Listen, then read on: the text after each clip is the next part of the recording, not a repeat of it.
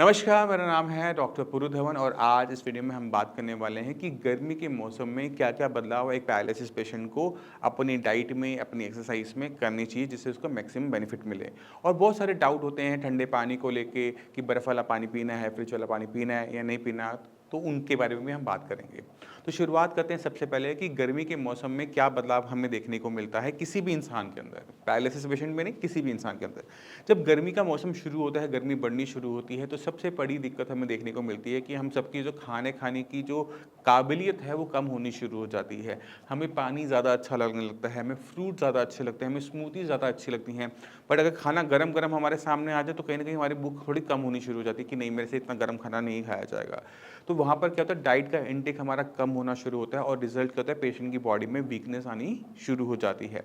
अगर आपने ध्यान दिया हो तो हम सर्दियों में खाना खूब सारा खाते हैं और भारी खाना भी खा लेते हैं, समोसे भी अच्छे लगते हैं और हलवा भी अच्छा लगता है, पूड़ियाँ भी अच्छी लगती हैं। बट वहीं पर गर्मी के मौसम में कोई बोल दे कि आपने पूड़ी खानी है या फिर आपने पराठे खाने रोज़, नहीं खाए जाते।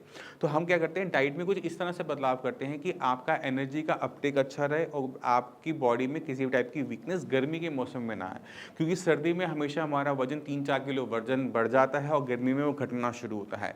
मगर पैरालिसिस पेशेंट की बॉडी को अलग से रिक्वायरमेंट होती है, उसे एक्सरसाइज करने के लिए एनर्जी चाहिए और एनर्जी हमें कहाँ से मिलने वाली है, वो हमें खाने से मिलने वाली है। तो हमें खाने में थोड़ा-सा बदलाव कर कर अगर फ़ायदा हो रहा है बॉडी को तो वो हमें लेना चाहिए। तो सबसे पहली चीज़ कि कोई भी भारी चीज़ खाने में हमें दिक्कत होती है। तो अगर हम भारी चीज़ों में से अगर घी तेल निकाल दें तो काफ़ी चीज़ें हमारे लिए आरामदायक हो जाती हैं। तो पहली चीज़ है कि आप अपने नाश्ते के अंदर उपमा को ऐड ज़रूर कीजिए। उपमा जो होता है वो सूजी का बना हुआ होता है, बहुत जल्दी डाइजेस्ट होता है, बहुत तेज़ी से ताकत देता है। तो हम सूजी का प्रयोग कर सकते हैं एक पैरालिसिस पेशेंट के नाश्ते के अंदर। दूसरी चीज़ है साबूदाना। साबूदाना भी काफ़ी अच्छा फ़ायदेमंद रहता है, तो साबूदाने की खीर बना दी हमने, वो ले लिया साथ में थोड़े से ब्रेड पीस ले लिया, एक चपाती ले ली। इस तरह से हम वेरिएशन लेकर भी कर सकते हैं। पोहा मैं बहुत ज़्यादा एडवाइस नहीं करता क्योंकि पोहा में बहुत ज़्यादा ताकत नहीं होती। बट इसकी जगह आप अगर थोड़ा-सा राइस लेना पसंद करते हैं, राइस ईटर हैं आप, अगर आप नॉर्थ ईस्ट इंडिया में रहते हैं और आप साउथ इंडिया में रहते हो, तो राइस हमारा स्टेपल डाइट होता है। तो ऐसे लोगों के लिए जो खीर की कंपोज़िशंस हैं वो बहुत अच्छी रहती है क्योंकि दूध की ताकत तो आपको मिल ही जाती है इसके अंदर। तो हम जो है इसको अपनी डाइट के अंदर ऐड कर सकते हैं नाश्ते के अंदर और जैसे-जैसे धूप बढ़ती है, सिर के ऊपर जाती है तो हमारी दोपहर के टाइम में जो डाइट है वो बहुत कम होनी शुरू होती है। तो अगर आप चपाती खा पा रहे हैं अच्छी बात है, अगर नहीं खा पा रहे तो आपने खाली पेट नहीं रहना, आपने क्या करना है, स्मूथीज़ का यूज़ करना है। आप क्या करें, एक 1-2 केले लीजिए, उसमें दूध डालिए और मिक्सी में चला लीजिए। आपकी स्मूथी तैयार। आपने और कुछ नहीं करना, अपने आप को खाली पेट नहीं रखेंगे क्योंकि दूध एक जो है वो एक कंप्लीट फूड की तरह माना जाता है। इसमें सिर्फ विटामिन सी नहीं होता, बाकी सारे के सारे एलिमेंट जो हमें बॉडी को चाहिए वो सारा कंप्लीट तरीके से होता है। तो आप क्या करेंगे, दूध पे अपनी जो निर्भरता है वो बढ़ा देंगे। आप गर्म दूध लेने के लिए नहीं कह रहा मैं आपको, आप ठंडा दूध ले सकते हैं, जो एक रूम टेम्परेचर पे ठंडा दूध है उसका यूज़ करते हुए भी हम आगे बढ़ सकते हैं, ताकत ले सकते हैं। आपको अगर दिन में 2 बार में लेने का मन है, दिन में 2 बार लो, दिन में 3 बार लेने का मन है, अब दिन में 3 बार लो, बट आपने इनटेक ज़रूर करना है किसी न किसी फॉर्म में। चाहे वो खीर फॉर्म हो, सूजी की खीर हो, चाहे वो चावल की खीर हो, चाहे वो स्मूथी हो, क्योंकि ये आपके लिए इनटेक करना आसान रहेगा गर्मी के मौसम में। और जिन पेशेंट के दाँत नहीं होते या जिनको स्वेलो करने में दिक्कत हो रही होती है, उनके लिए भी बहुत ज़्यादा बेनिफिशियल रहता है। अगर आपकी बॉडी बहुत ज़्यादा स्लिम है, तो उसके अंदर आप प्रोटीन पाउडर का भी यूज़ कर सकते हैं। मार्केट में बहुत सारे प्रोटीन पाउडर एंश्योर के नाम से भी आता है, नेप्रो के नाम से भी आता है, तो आप किसी भी प्रोटीन पाउडर का यूज़ करते हुए अपनी डाइट को बैलेंस कर सकते हो अगर आपका गर्मी की वजह से डाइट का इंटेक कम होना शुरू हो गया है। जिन चीज़ों का आपने परहेज़ रखना है और ख़ासकर तब जब आप हमारी मेडिसिन ले रहे होते हैं, वो है खटाई का। तो जैसे हम आम हैं, जो इस मौसम में बहुत अच्छा आता है, तो इसका यूज़ आपने बिल्कुल नहीं करना क्योंकि जब भी आप खट्टा खाएँगे हमारी मेडिसिन के साथ, तो वो मेडिसिन वर्क नहीं कर पाती हैं। तो हम चाहते हैं कि आप जब तक हमारे ट्रीटमेंट के अंदर हैं, तो किसी भी टाइप की खटाई का प्रयोग किसी भी मौसम में ना करें। अब एक सवाल हमारे सामने बहुत कॉमनली पूछा जाता है, जैसे गर्मियाँ होनी शुरू होती है कि डॉक्टर साहब फ्रिज का पानी पी लें, इसी में बैठ जाएँ, तो इसको भी हम आज इसी वीडियो में डिस्कस कर लेते हैं। तो पहली चीज़ आपको समझना है कि ठंडे पानी से आपके लकवे का कोई लेना-देना नहीं होता। मगर फिर भी हमारे माइंड में डाउट चल रहा होता है क्योंकि हमने आस-पास से सुना होता है कि इस पेशेंट को बर्फ़ वाला पानी मत दो, फ्रिज वाला पानी मत दो। आप मत दो। मैं एडवाइस करता हूँ अपने पेशेंट को कि गर्मी का मौसम है, पानी का इंटेक ठीक रहे तो ठंडा ही पीना पड़ता है, गर्म पियोगे तो पानी का इंटेक जो हमारी पीने की क्षमता है वो कम हो जाती है। तो आप क्या करें, आप घड़े का जो पानी होता है उसका यूज़ कीजिए। घड़े के पानी में इतनी ठंडक होती है कि पानी पीने में बहुत अच्छा लगता है, बट आपकी बॉडी को किसी टाइप का नुकसान नहीं पहुंचाएगा, ना सर्दी होगी, ना खांसी होगी, ना जुकाम होगा ठंडे पानी से। तो इसका हम यूज़ कर सकते हैं किसी भी पैरालिसिस पेशेंट के लिए। दूसरा सवाल ये होता है कि जब हमसे पूछा जाता है कि हम एसी में बैठे या ना बैठे, तो इसका जो जवाब होता है कि एसी जब हम 16 पे चलाते हैं, 18 पे चलाते हैं, तो वो बहुत ज़्यादा ठंडा हो जाता है, रूम बहुत ठंडा हो जाएगा, तो मांसपेशियों में अकड़न आनी शुरू हो जाएगी, टाइटनेस आनी शुरू हो जाएगी। तो इतना ठंडा रूम हमारे लिए सही नहीं होता, क्योंकि वो बॉडी में पेन पैदा करता है। तो किसी भी इंसान को, ये नहीं कि सिर्फ पैरालिसिस पेशेंट को, किसी भी इंसान को अपने बॉडी टेम्परेचर को, मतलब गर्मी के अंदर जो रूम का टेम्परेचर होना चाहिए वो 25, 26, 27, ये 3 डिग्री आप याद रखो, 25, 26, 27। अगर हम गवर्नमेंट का भी देखें तो गवर्नमेंट भी यही एडवाइस करती है कि अपने एसी को 25 डिग्री पे चलाओ, ठीक है। तो शुरुआत 25 पे करो, 1-2 घंटे बाद 26, फिर 1-2 घंटे बाद 27। आपका रूम भी ठंडा रहेगा, आपकी मसल्स में किसी भी टाइप की जो क्रैम्पनेस है, टाइटनेस है, वो देखने को नहीं मिलेगी, क्योंकि ये टेम्परेचर सूथिंग होता है। क्योंकि ये टेम्परेचर वो है जब बारिश हो जाती है, मौसम थोड़ा सुहाना हो जाता है, ये वो सुहाना वाला टेम्परेचर है। ये सर्दी वाला टेम्परेचर नहीं है जब बाहर टेम्परेचर 6 डिग्री 7 डिग्री जा रहा है, तो ये वो टेम्परेचर नहीं। तो आपने ध्यान क्या रखना है कि रूम का टेम्परेचर 25, 26, 27 इन 3 डिग्री के बीच में आपका फ्लक्चुएट करना चाहिए। अगर आप इसे थोड़ा सा और बढ़ाना चाहते हो, 28 करना चाहते हो, 30 पे भी कंफर्टेबल हो, तो आप उसको भी मेंटेन कर सकते हो। बट बहुत ज़्यादा ठंडे टेम्परेचर में बैठने पे आपकी मसल्स में अकड़न ज़रूर आएगी, और ये अकड़न आपको खोलने के लिए फिर वही मालिश है, फिर वही सिकाई है। गर्मी के मौसम में सिकाई करना मुश्किल होता है, तो इससे अच्छा है कि वो आने ही मत दो। कुछ पेशेंट एक गलती और करते हैं कि वो गर्मी में भी धूप सेक रहे होते हैं। तो गर्मी में धूप सेकने के लिए धूप में जाके बैठने वाला काम प्लीज़ मत कीजिएगा। इससे आपकी एक तो सनबर्न भी हो जाता है, और आपकी जो काबिलियत ताकत है वो एग्जॉस्ट होनी शुरू हो जाती है। आपकी एक्सरसाइज करने की जो पावर है वो डाउन होनी शुरू हो जाती है। तो ये छोटे-छोटी चीज़ों का आपने ध्यान रखना है इस गर्मी के मौसम में। खाने का इंटेक आपको जो पसंद है आप खाओ, कुछ नहीं पसंद तो दूध पियो, दूध के अंदर आप कोई भी चीज़ ऐड करते हो, खजूर ऐड करो, आप उसमें केला ऐड करो, इसमें कुछ भी ऐड करो, बट उसका इंटेक रखो। सूजी है, चावल है, खीर बना ली, कुछ भी इस फॉर्म में, साबूदाना डाल लिया, इसी फॉर्म में उसका इंटेक अपनी बॉडी में बनाए रखो। अपनी जो मील है वो फ्रीक्वेंट कर लो, जैसे दिन में 3 बार खाते हो, 4-5 बार खा लिया, 6 बार खा लिया, कोई फ़र्क नहीं पड़ता। आपकी बॉडी ने एक्सरसाइज करके सब निकाल देना है, तो एक्सरसाइज करोगे तो सब जो खाया पिया वो सब डाइजेस्ट हो जाना है। तो आपको ये परवाह करने की ज़रूरत नहीं है कि आपने कितनी मात्रा में खाया और कि दिन में कितनी बार खाया। अब एक चीज़ और होती है कि हमारी बॉडी में कुछ खाने का मन कर रहा है, गर्म खाने का मन कर रहा है, अगर गर्म खाने का भी मन कर रहा है तो आप खा सकते हो।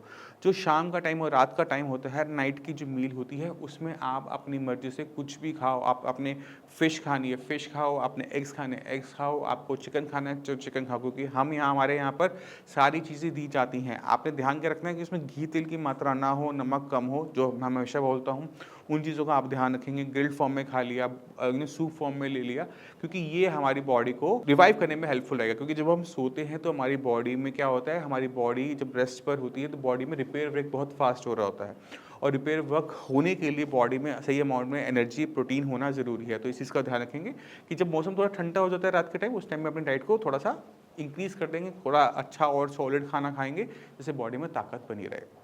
मैं उम्मीद करता हूँ इससे आपको काफ़ी कुछ आइडिया मिल गया होगा। कुछ जो आपके माइंड में मिथ होंगे, कुछ डाउट्स होंगे, वो भी क्लियर होंगे। फिर भी कोई भी डाउट है, कुछ भी पूछना चाहते हो, हमारी टीम है, उनसे आप फ़ोन करो, बात करो, पूछोगे, वो आपको पूरा का पूरा गाइड करेंगे, और इस पैरालिसिस बीमारी को हराने में आपकी मदद भी करेंगे। जाने से पहले मैं चाहता हूँ कि कुछ पेशेंट जो हमारे साइंस इंजीनियरिंग के हैं, उनसे आप मिलो और उनसे इंस्पायर हो, क्योंकि जब वो हरा सकते हैं पैरालिसिस को, तो आप लोग भी हरा सकते हैं। नमस्कार, मेरा नाम है डॉक्टर पुरुधवन, और आज हमारे साथ एक पैरालिसिस के पेशेंट हैं जिनका नाम है हेमेंद्र। हेमेंद्र, कहाँ रहते हो? मानेसर। मानेसर। अच्छा, ये पैरालिसिस कब हुआ था हमें? 17 अगस्त 2020 में। 2020 में हुआ था, 3 साल होने वाले हैं। हाँ जी। साइंस इंजीनियरिंग से ट्रीटमेंट लेते हुए कितना टाइम हो गया? 2 महीने। 2 महीने। 2 महीने में आपको अपनी बॉडी के अंदर क्या सुधार नजर आया? बोलने में काफ़ी फर्क है। थोड़ा सा रह गया, बट वो हो हाँ जाएगा। जी। और लिखने में बहुत मूवमेंट आएगी। लिखने में इम्प्रूवमेंट आ गई है, हाँ। लिख पा रहे हो अब हाँ सही जी। से? अब काम क्या करते हो आप? मैं कंपनी में था HR। कंपनी में HR थे, तो वहाँ पे काम कंप्यूटर पे था? कंप्यूटर पे काम था। तो कंप्यूटर की प्रैक्टिस कर रहे हो? करता हूँ। पहले से बेटर हुआ टाइपिंग? हाँ जी। ठीक है। पैर में क्या सुधार है?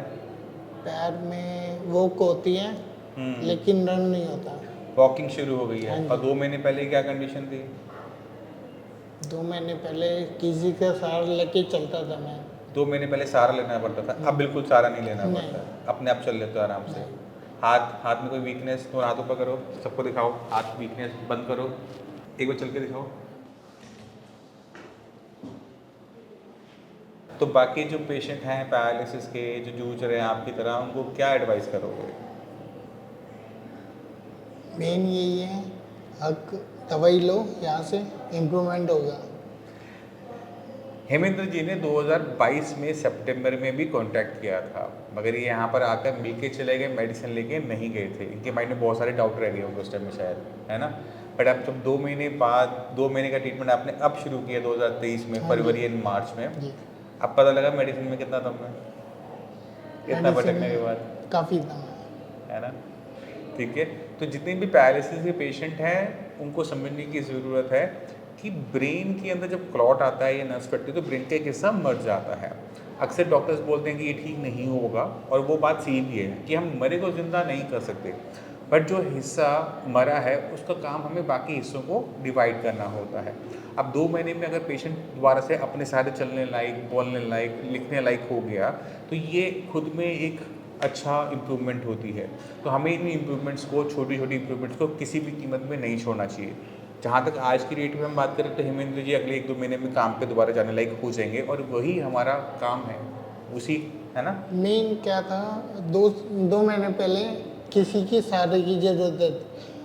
अब अकेला चलता हूँ, बस से आता हूँ, ठीक है, और इवन गाड़ी भी चलाता हूँ। गाड़ी भी चला रहे हो? हाँ जी। 2 व्हीलर 4 व्हीलर? 4 व्हीलर 4 व्हीलर चला रहे हो, ऑटोमेटिक मैनुअल? मैनुअल। मैनुअल, थोड़ा ध्यान रखना हाँ हाँ, ब्रेकिंग का, कोई है ना, दिक्कत ये ना हो किसी को आप चोट पहुँचा दो। इवन पहले तो बैक ही करता था, अब तो 150-200 किलोमीटर चला लेता हूँ। बढ़िया, बहुत बढ़िया है। ऐसे अच्छा लगता है जब ऐसे पेशेंट आते हैं, इतनी अच्छी इम्प्रूवमेंट बताते हैं, तो खुद को लगता है कि हम कुछ अच्छा काम कर रहे हैं। और ये बहुत ज़रूरी होता है किसी भी डॉक्टर के लिए, क्योंकि अवार्ड ट्रॉफी डॉक्टर्स के लिए लेना बहुत आसान काम होता है, मगर जब अच्छे पेशेंट जब ठीक होता है ना, उससे बढ़िया ना खुशी होती है ना कोई अवार्ड होता है। पहले क्या था, 2 व्हीलर पे जब चलते थे ना तो कॉन्फिडेंस नहीं आता था। अब 2 व्हीलर थोड़ा चलाते हैं लेकिन चलाते हैं। चलाते हो, हाँ जी। गिरने का डर तो नहीं लगता उसमें? डर तो लगता है। हाथ में भी ऐसे तो नहीं ना कि ब्रेक लेट लगती हो? नहीं, वो दिक्कत नहीं आती। दिक्कत ये आती है आप टाइम पे ब्रेक लगेंगे नहीं लगेंगे, मैं वो इसलिए तो क्या पूछ रहा हूँ आपसे, क्योंकि हाथ में वाइब्रेशन है अभी। हाथ में वाइब्रेशन है। हाँ जी। बट अभी आप कोशिश करोगे आप खुले में चलाओ, ग्राउंड में, क्योंकि किसी को और को नुकसान ना पहुँचे। अभी तो ग्राउंड में ही चलाता हूँ। ग्राउंड में चला रहे हो अभी, और गाड़ी भी ग्राउंड में चला रहे हो, सड़क पे चला रहे हो? सड़क पे, सड़क पे चला रहे हो, हाईवे पे, मनेसर का हाईवे, गुड़गांव मनेसर हाईवे। मानेसर मेहंदगढ़। अच्छा, मनेसर से मनेसरगढ़, ठीक है। चलो, हमारी पूरी और इवन इसमें डे भी नाइट भी, डे नाइट भी, चलो क्या? ये तो अच्छी बात है, बहुत अच्छी क्योंकि यहाँ improvement से है। 6 बजे निकलते हैं और घर पहुँचते हैं 8-9 बजे। तो आप अभी तो काम कर नहीं रहे, आप कह रहे थे अभी, तो घर तो जाता हूँ। तो जॉब से जा रहे हो, काम हाँ। कर रहे हो अभी? नहीं, हाँ। वाइफ कर रही है जॉब।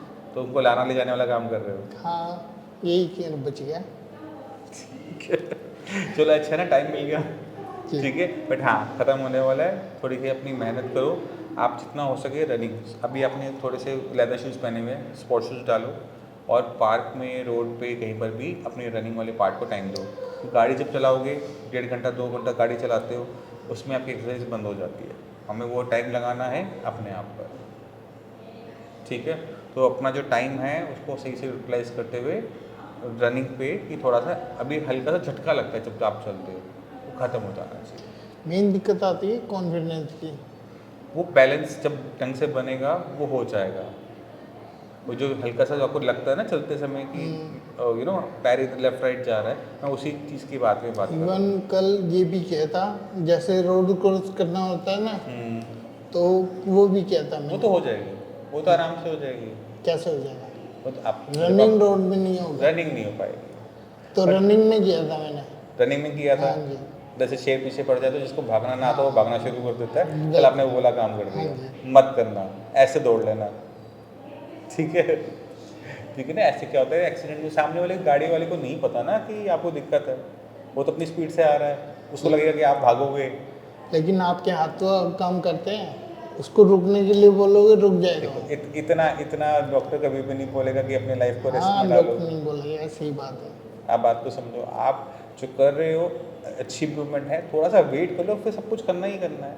आप दौड़ो, दौड़ने के लिए मना नहीं है, बट ग्राउंड में दौड़ो कि चोट लगने की संभावना ना हो। गाड़ी के सामने दौड़ने का कोई मतलब नहीं बनता है। नहीं, दौड़ने में एक दिक्कत आती है, जैसे ग्राउंड में दौड़ते हैं ना, तब ऐसा लगता है गिर जाएंगे अभी। अब कल जब सड़क पर दौड़े तब लगा, तब तो क्रॉस ही किया था। तब डर था वो डर तो था, गिरने का। गिरने का नहीं, मरने का। हाँ, तो वहाँ पे क्या हुआ कि जब आप चल रहे हो ना, तो अपने लेग पे फोकस कर रहे हो कि मैं कैसे चल रहा हूँ। जब आप गाड़ी के सामने दौड़े तब आपको ये नहीं था, आपको बस ये था कि आपको सड़क पार करनी है। तो दोनों चीज़ों में फ़र्क आ गया। नहीं, इससे डर खत्म उसमें हो कोऑर्डिनेशन का फर्क आता है। ये साइड है, आ रही है गाड़ियाँ, ये जा रही हैं, गया। हाँ, आप कैसे क्रॉस करोगे? माइंड में फोकस खत्म हो गया ना। आपने फोकस अपने पैर से हटा के गाड़ी पे लगाया कि गाड़ी इधर से आ रही है, ये गाड़ी इधर से आ रही है, मुझे इतनी स्पीड पकड़नी है, तो मैं ये रोड इस तरह से क्रॉस कर लूँगा। तो वहाँ पर हमारा फोकस बदल गया। इस वजह से उस टाइम में हमें डर गिरने का नहीं लगा, डर हमें लगा गाड़ी का, कि गाड़ी लग ना जाए। ठीक है, तो वही है कि आपको अपना ये अपने माइंड से अब निकालना पड़ेगा कि मैं गिर जाऊँगा। नहीं गिरोगे, गिरोगे तो कहाँ से गिरोगे? जितने खड़े हो उसी से गिरोगे ना, 3-4 फुट से, चोट नहीं आ सकती। ठीक है ना। तो इस चीज़ का थोड़ा सा ध्यान रखो। बाकी अभी 2 महीने हुए हैं, उम्मीद करते हैं अगले 2 महीने के अंदर हम आपका ट्रीटमेंट भी बंद कर दें। ठीक है, ये जो इम्प्रूवमेंट आई है 2 महीने में, बस इसी के 2 महीने आगे और फीस में काम बन जाएगा हमारा। ठीक है ठीक है सर।